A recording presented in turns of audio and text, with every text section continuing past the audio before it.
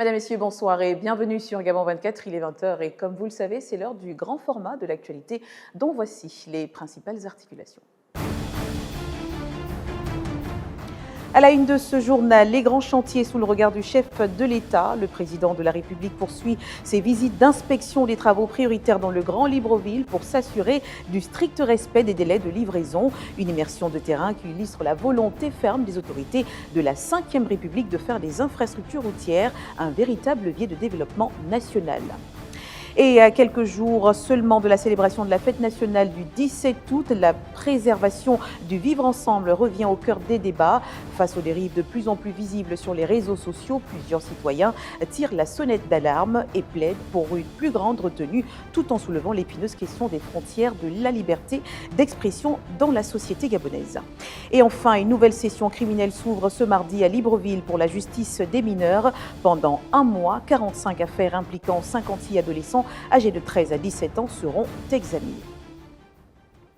Infrastructure pour ouvrir ce journal. À Libreville, les travaux d'aménagement routier se poursuivent à la baie des Cochons, dans le 3e arrondissement. Le chef de l'État, Brice Clotaire Oligui Nguema, s'est rendu sur le terrain pour inspecter l'avancée des travaux. Le compte-rendu en images. Le chef de l'État, accompagné d'une forte délégation, notamment du maire du 3e arrondissement de Libreville, a effectué une visite de terrain à la baie des Cochons ce mardi 11 août 2026. Objectif de cette descente, vérifier l'état d'avancement des travaux, mais également échanger avec les populations riveraines. C'est une journée inédite pour nous. Alors, nous ne pensions pas à l'époque vivre ce que nous vivons et tout aujourd'hui. Le chef d'État l'avait annoncé pendant la réception des 2 grandes chambres. Donc, il disait qu'il allait ouvrir des voies. Et il avait nommément cité la baie de Cochon. Et là, aujourd'hui, vous avez fait le tour. Vous voyez que le chef d'État a commis une entreprise pour nous faire une voie magnifique avec plusieurs sorties. Redonner un nouveau visage à la ville et fluidifier la circulation. Tels sont les principaux enjeux de ce vaste projet d'aménagement. Cette voie va non seulement fluidifier, désengorger le marché de Montbouel, le centre-ville même aussi, mais plutôt aussi la sécurité des populations. Alors lorsqu'on a des voies, on a les forces de sécurité qui peuvent circuler à tout moment. Une démarche du chef de l'État gabonais saluée par les populations qui espèrent voir ces travaux améliorer significativement leur quotidien. Parce que les routes sont propres, quand on passait ici, on piétinait l'eau, mais maintenant c'est bien fait. Comme on dit, on ne peut pas faire l'omelette sans casser les œufs. Et puis même moi-même qui vous parle, il y avait 2 maisons sur la voie. Ça c'est normal, ils ont cassé les maisons qui étaient directement sur la route. On a accepté parce qu'on s'est dit que c'est pour l'évolution du quartier. De la voirie à l'aménagement urbain, la baie des Cochons entend ainsi tourner la page des difficultés d'accès et de circulation. Une transformation qui devra désormais se poursuivre jusqu'à la livraison des différents ouvrages. Autre chantier, même dynamique d'inspection à quelques jours de la fête de l'indépendance. Ce mardi 11 août, le chef de l'État, Brice Clotaire Oligui Nguema, s'est rendu au camp de police pour faire le point sur les travaux d'aménagement des voiries. Le compte-rendu de Hicham Goulou sous les écrits de Betty Ndjengue et Chenabaga. Au camp de police, le chef de l'État gabonais s'est rendu sur le terrain pour constater l'avancée de transformation progressive avec l'accès désormais plus praticable. Des changements déjà perceptibles par les riverains. Moi, je suis dans ce quartier à plus de 10 ans déjà. La route était vraiment impeccable. Lors des pluies, nous ne pouvons pas traverser à pied parce qu'il y avait des inondations où il fallait attendre peut-être 6 heures plus tard avant que la route puisse tarir. La route, c'est là où les gens passent. Avant, c'était des pistes avec des hautes herbes, la boue, c'était vraiment impraticable. Au-delà de la modernisation de voies, ces chantiers améliorent concrètement l'accès aux habitations et fluidifient les déplacements quotidiens. Une véritable bouffée d'oxygène pour les riverains de cette partie de la capitale Libreville. Vraiment, c'est la joie. Parce que pour aller au Carrefour Léomba, il fallait aller se mettre au Carrefour Sogatra. On fait un grand tour, on descend à la gare routière. Après la gare routière, il faut aller au Carrefour Léomba. Mais même avec à pied, on envoie maintenant les enfants. Va m'acheter la tomate au Carrefour Léomba. On a déjà un grand canal. Oh, la joie! Merci pour la bonne route, comme ça on pourrait partir à l'école à pied. Que Dieu vous bénisse. Avec ces nouveaux aménagements, le camp de police amorce ainsi une nouvelle étape dans la modernisation de ses voiries. Une évolution saluée par les populations qui devront désormais contribuer à préserver ces infrastructures pour leur utilisation durable au bénéfice de tous.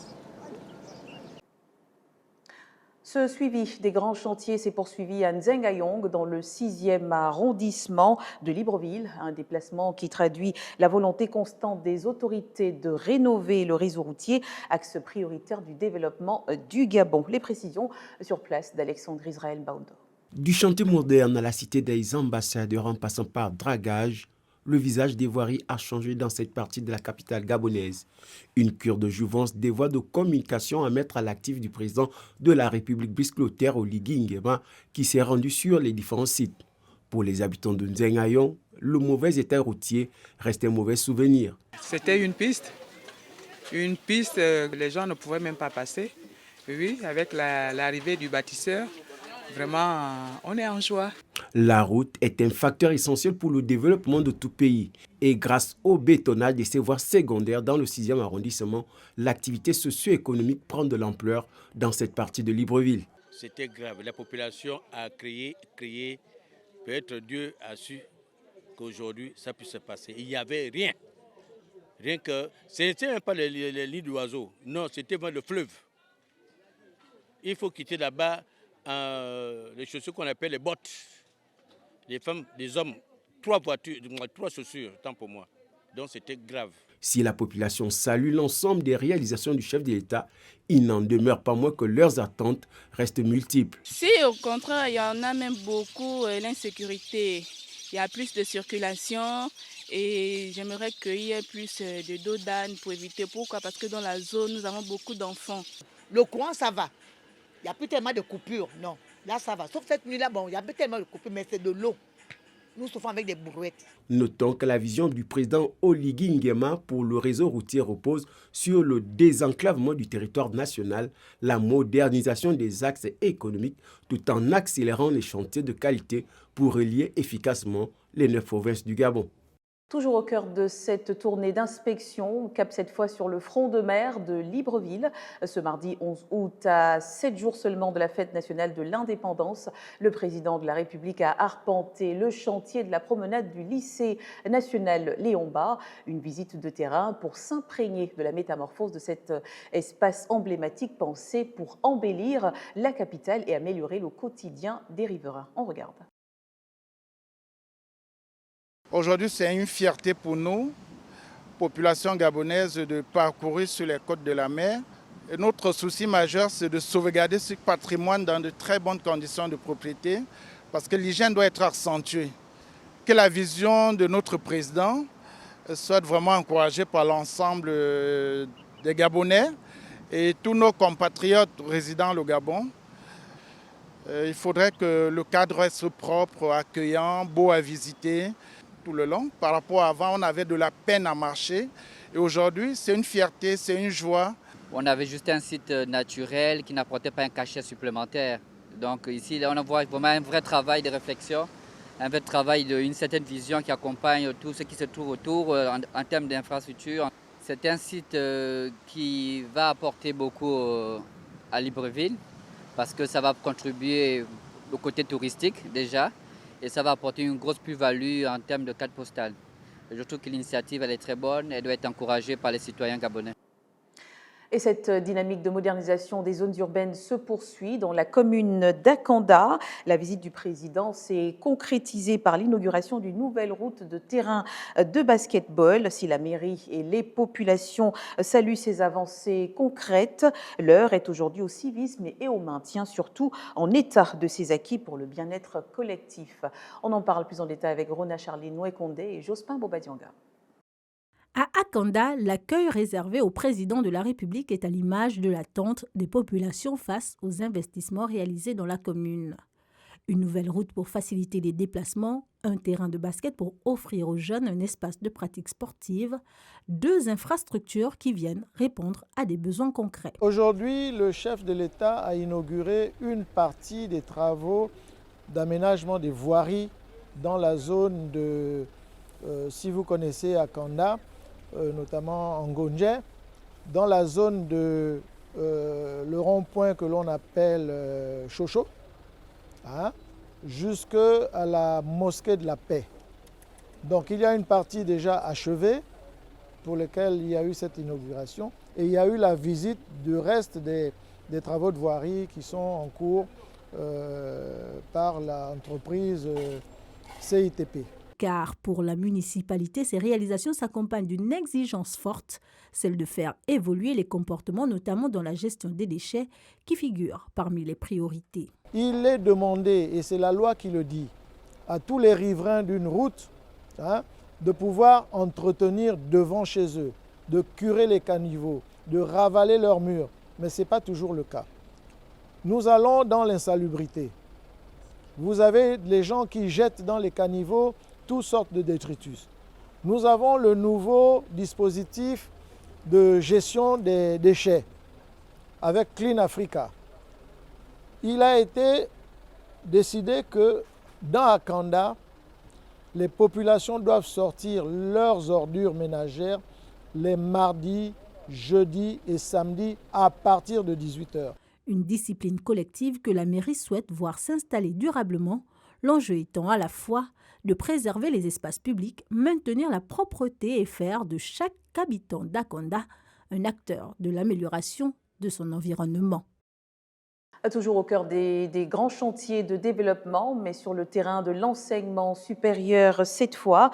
À quelques semaines de la rentrée universitaire 2026-2027, le futur complexe du Cap prend forme. Mais alors que la première phase est pratiquement achevée, le principal défi réside désormais dans la conduite de la deuxième phase, clé de voûte de l'ensemble de ce projet. Linda Ngonkumba nous en parle. Étendu sur près de 10 hectares, le complexe universitaire du Cap Esterias constitue l'une des solutions proposées par les autorités gabonaises pour répondre dès la prochaine rentrée académique au déficit de capacité d'accueil dans les universités publiques. Le projet est réalisé en 2 phases. La première comprend notamment 13 blocs, un hôtel, un restaurant ainsi que des logements destinés aux recteurs et aux vice-recteurs. Des infrastructures qui, selon l'état d'avancement constaté sur le terrain, sont désormais quasiment achevées. Nous avons fait le tour et je pense que nous sommes satisfaits de l'avancement des travaux, surtout pour la phase 1 où tout est presque prêt. Et naturellement, il faudra le dire, parce que cette phase 1 ne concerne que des salles j'ai envie de dire, de moyenne capacité. Or, pour avoir un plus grand nombre, notamment pour les licences 1, il nous faut des amphithéâtres. Nous nous sommes rendus compte qu'il faudrait effectivement davantage que l'entreprise travaille sur la phase 2 pour que nous ayons des amphithéâtres aux normes et pour faire venir les étudiants. La seconde phase constitue par conséquent le principal défi à relever. À terme, le complexe universitaire ambitionne également de devenir un véritable moteur de développement économique, notamment grâce à la mise en place de partenariats publics-privés. Et naturellement, nos universités et grandes écoles devraient davantage aller vers une espèce de prise en compte économique. C'est-à-dire qu'il faut qu'on arrive à travailler avec les PPP, les partenariats publics-privés, pour faire en sorte que nos universités deviennent aussi des moteurs économiques. Une visite de terrain qui a ainsi permis au ministre de l'Enseignement supérieur de constater de visu l'état d'avancement des travaux. De cette visite à l'issue de laquelle le membre du gouvernement s'est dit satisfait des avancées, alors que même se profile la rentrée académique 2026-2027. Autre regard sur les préparatifs du 17 août, celui du débat citoyen. Face aux dérives observées sur les réseaux sociaux, des citoyens appellent à plus de responsabilité dans la rue comme sur Internet. Une démarche qui interroge toutefois les frontières de la liberté d'expression. Le point de ceci avec Naomi Chinéré sur les images d'Olsen Bouini. À l'approche de la fête de l'indépendance, le message se veut un appel à la responsabilité collective. Les acteurs dénoncent notamment ce qu'ils présentent comme une banalisation des propos injurieux, diffamatoires et des attaques personnelles via réseaux sociaux. Mais il y en a pour qui la République, c'est une œuvre d'art. Et dans tout ce que j'ai fait dans ma vie, dans les arts martiaux, là où je suis, avec mes amis de la presse, on se connaît. Partout, je mets la République de main. Si on ne prend pas des gants pour dire, bon, il faut qu'on arrête, qui va le faire? Donc, il faut bien à un moment donné que des personnes s'élèvent. Là où il y a un minimum de culture institutionnelle, les citoyens ne s'adresse pas à ceux qui incarnent ces institutions-là comme on peut le faire ou comme on peut l'observer au Gabon. Mais au-delà de la dénonciation des dérives numériques, cette déclaration pose une question plus large. Comment concilier liberté d'expression, responsabilité citoyenne et respect des institutions? L'enjeu public ne peut pas être le leitmotiv du débat public. Chers jeunes, nous sommes là tous des jeunes. Notre génération est en train de faillir. Notre génération est en train d'échouer. Nous sommes le spectateur, l'observateur qui interpelle et qui demande de mettre fin au désordre. Donc notre posture ne saurait être intéressée parce que nous n'avons rien à gagner derrière ça. La première façon de mettre en avant les intérieurs supérieurs de l'État, c'est le respect des institutions. Les institutions, par sa constitution, ne nous autorisent pas à insulter une institution, même son concitoyen. Une déclaration citoyenne qui rappelle enfin que la construction d'une société apaisée relève d'une responsabilité collective. Le respect des personnes, de la fonction présidentielle et des institutions doit demeurer compatible avec l'expression des opinions et le débat démocratique. Parlons cette fois des usages du numérique qui font progresser le quotidien des Gabonais. En ligne et sur les réseaux sociaux, les contenus éducatifs se multiplient désormais au Gabon, un outil précieux pour les élèves, étudiants et enseignants qui modernisent ainsi leur méthode d'apprentissage. On en parle avec Amadou Bogo sur les écrits de Galiane Bouindon et Serge Jibinga. Ces dernières années au Gabon, pour apprendre autrement, de plus en plus de jeunes se tournent vers des contenus éducatifs numériques disponibles sur Internet et sur les réseaux sociaux comme Facebook, WhatsApp, TikTok, avec pour but d'approfondir leurs connaissances et mieux s'orienter. On ne fait que relayer les informations qui sont données sur les plateformes qui sont assez principales, à savoir WhatsApp et TikTok, qui est le canal de diffusion le plus facile. Sur TikTok, il s'agit de poster des vidéos à tant soit peu éducatives ou encore qui pourraient orienter les enfants dans la préparation de l'examen et ce qui se passe après les examens. Espaces de divertissement, Internet et réseaux sociaux sont aussi de véritables sources d'apprentissage, surtout grâce à des contenus accessibles à tous. Le travail que j'effectue est véritablement utile parce que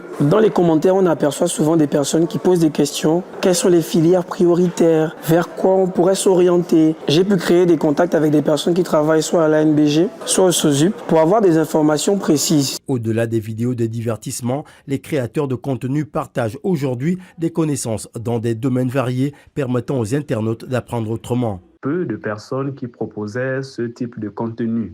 Mon contenu est basé sur l'application et l'exercice des méthodologies en français, notamment le texte argumentatif, le commentaire composé et la dissertation littéraire. Donc, je propose ces différentes méthodologies avec des applications aux élèves de classe de terminale, donc préparant des examens, afin de leur permettre de mieux appliquer ce qu'ils ont appris en classe. La montée en puissance des contenus éducatifs en ligne redessine ainsi les contours de l'apprentissage au Gabon. Entre innovation pédagogique et démocratisation du savoir, le numérique s'impose désormais comme un allié incontournable de l'école de demain. Et je vous l'annonçais en titre, ouverture ce mardi de la session criminelle spécialisée de Libreville. Durant un mois, le tribunal pour enfants va passer au crible 45 affaires. Au total, 56 mineurs âgés de 13 à 17 ans comparaissent pour des faits graves, allant des vols qualifiés aux homicides et viols. Précision avec Divine Hotman et Michel Bian. Ces audiences se tiendront à huis clos, derrière les portes du tribunal pour enfants, conformément aux règles qui encadrent la justice des mineurs sur le territoire gabonais.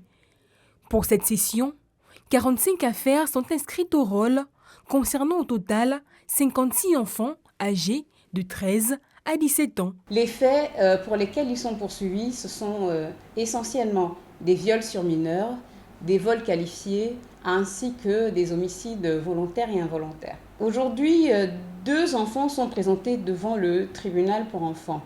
Mais au-delà des faits jugés, cette session attire aussi l'attention par son volume. 45 affaires, c'est davantage que lors de la précédente session criminelle des mineurs. La dernière session criminelle s'est tenue du 10 décembre 2024 au 10 janvier 2025. Voilà, donc le nombre de dossiers s'est accru et l'on constate également qu'il y a une hausse des infractions à caractère sexuel. Or, lors de la dernière session criminelle, il y en avait un peu moins. C'était les vols, notamment les vols qualifiés, qui étaient plus importants. La session ouverte ce 11 août se poursuivra jusqu'au 11 septembre prochain. Un mois d'audience au cours duquel la juridiction devra examiner ces dossiers dans le respect des règles spécifiques à la justice des mineurs. Autre défi majeur pour la jeunesse gabonaise, réussir son entrée dans le monde académique après le baccalauréat. L'heure est au choix décisif de la future carrière. Pour aider les diplômés justement à structurer leur parcours, des espaces d'information ouvrent leurs portes, comme au lycée Léon Bas qui accueille actuellement le salon de l'orientation. Le point de Sarah Zinedine. Pour ces nouveaux bacheliers, le choix de la formation constitue une décision déterminante. Universités, grandes écoles, instituts spécialisés ou formations professionnelles, les possibilités sont nombreuses, mais encore faut-il savoir laquelle correspond à son profil et surtout aux réalités du marché de l'emploi. Nous sommes en phase d'une période cruciale pour nos jeunes enfants bacheliers. Nous sommes venus présenter à nos enfants bacheliers, nouvellement, des possibilités, des alternatives pour qu'ils puissent faire des choix cohérents, des choix de leur avenir. Ces choix concernent aussi bien des établissements qui sont ici. Certains jeunes se retrouvent parfois confrontés au manque d'informations ou choisissent une filière par défaut. Une situation qui peut conduire à des réorientations ou des abandons. Ainsi, l'orientation apparaît comme un enjeu majeur. Notre pays est en chantier. Et donc pas simplement au niveau de Libreville, mais même au niveau de nos localités. Et notre école d'ingénieurs offre plusieurs cycles de formation, cycle long, cycle court, en génie civil, pour répondre aux besoins de construction actuels, parce qu'on sait qu'on a besoin de main-d'œuvre locale, nationale. Conseillers d'orientation, établissements d'enseignement supérieur et familles ont un rôle important à jouer pour aider les bacheliers à mieux définir leurs projets académiques et professionnels. Ceci passe par la suggestion des formations adaptées aux réalités du marché de l'emploi. Je suis venu me renseigner par rapport aux différents établissements auxquels je peux avoir accès. Trouver une formation, on puisse vraiment avoir des débouchés. Nous proposons deux domaines, le domaine informatique et le domaine de gestion. Mais nous mettons plus l'accent sur le domaine informatique parce que c'est un métier d'avenir. L'enseignement supérieur exige davantage d'autonomie, de méthode et de responsabilité. Un bon choix de filière est nécessaire pour intégrer sans trop de difficultés le monde professionnel plus tard. Et pour refermer ce journal, direction l'intérieur du pays à Franceville, la direction provinciale des impôts du Haut-Ogooué et de l'Ogooué-le-Lot a réuni les acteurs économiques locaux pour une séance d'information sur la plateforme e-tax. Représentants des PME, PMI et responsables syndicaux des commerçants ont été sensibilisés à l'usage de cet outil numérique. On retrouve sur place nos correspondants.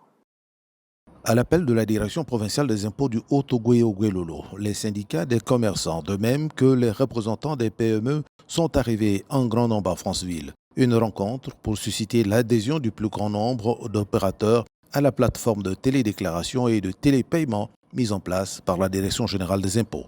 Le message ici était déjà de rencontrer d'abord le syndicat des commerçants du Haut-Ogooué afin qu'ils véhiculent ce message auprès de leurs adhérents.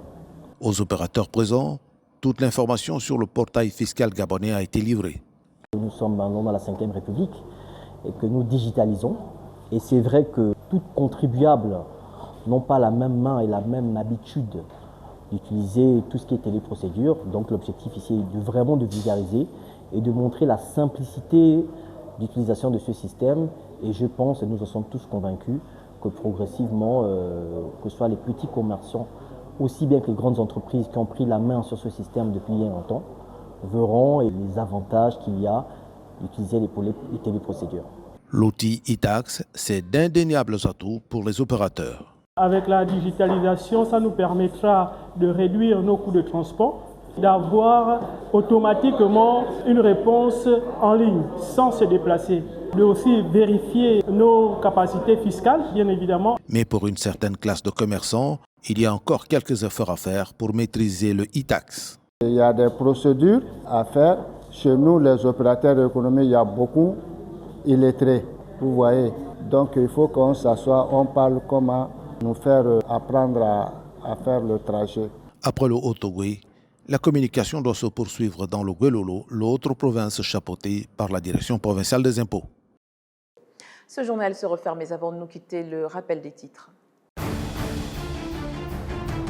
Vous l'avez vu dans ce journal, le président de la République poursuit ses visites d'inspection des travaux prioritaires dans le Grand Libreville pour s'assurer du strict respect des délais de livraison. Et à quelques jours seulement de la célébration de la fête nationale du 17 août, la préservation du vivre ensemble revient au cœur des débats. Face aux dérives de plus en plus visibles sur les réseaux sociaux, plusieurs citoyens tirent la sonnette d'alarme. Et enfin, une nouvelle session criminelle s'ouvre ce mardi à Libreville pour la justice des mineurs. Pendant un mois, 45 affaires impliquant 56 adolescents âgés de 13 à 17 ans seront examinées. Et voilà, c'est la fin de ce journal. Merci de nous être restés fidèles. L'information se poursuit sur notre antenne. Et comme vous le savez déjà certainement, le meilleur du Gabon, de l'Afrique et du monde, c'est ici, sur Gabon 24 et nulle part ailleurs.